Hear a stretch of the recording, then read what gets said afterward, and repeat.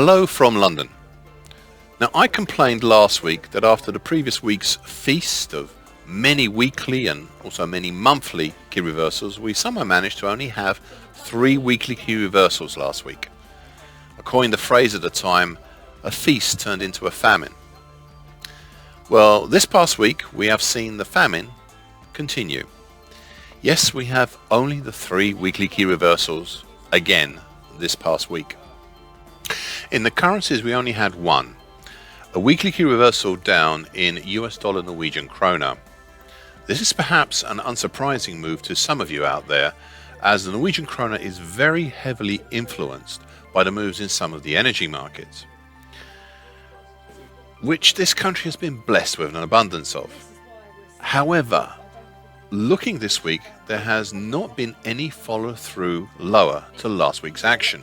Indeed, we've so far seen a recovery back up, though admittedly it has been limited to within last week's range so far.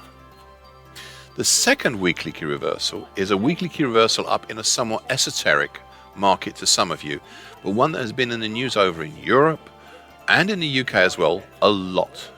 It is the ICE Dutch TTF gas baseload futures. We had a weekly key reversal up in this volatile market last week, with the front month finishing at 105.78 last Friday. This week, well, things have headed straight off for the races, with a gapping move higher over the weekend and the second highest high and high close yesterday.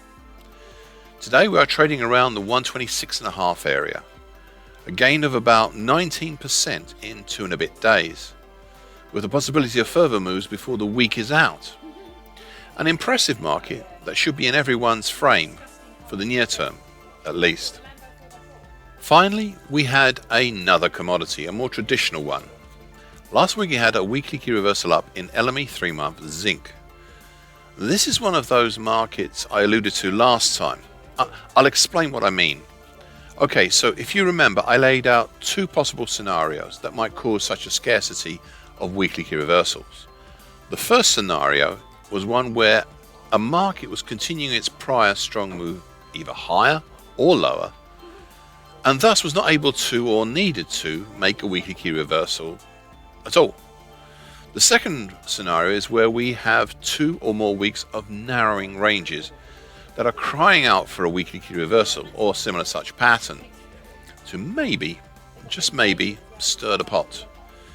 This second category is where LME 3-month zinc sits.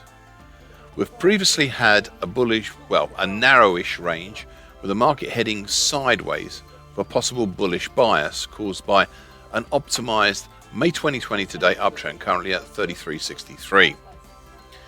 This is acting more as a market attractor than as an uptrend, and a strong dynamic base of support utilizing the rising medium moving average currently at 31.68. There has been an excellent dynamic uptrend, if you will, since the start of 2021. This all caused the weekly key reversal up. However, there had only been a small follow-on higher this past Monday before we saw a fall back down again. Yet this fall is still within the main range of last week and is also still above the key medium moving average.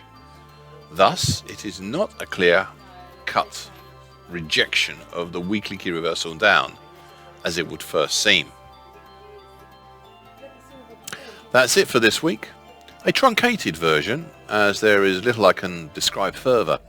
However, I'm always happy to answer any questions with anyone who is interested, and with that I'll finish this section from London and I hope you found these comments useful.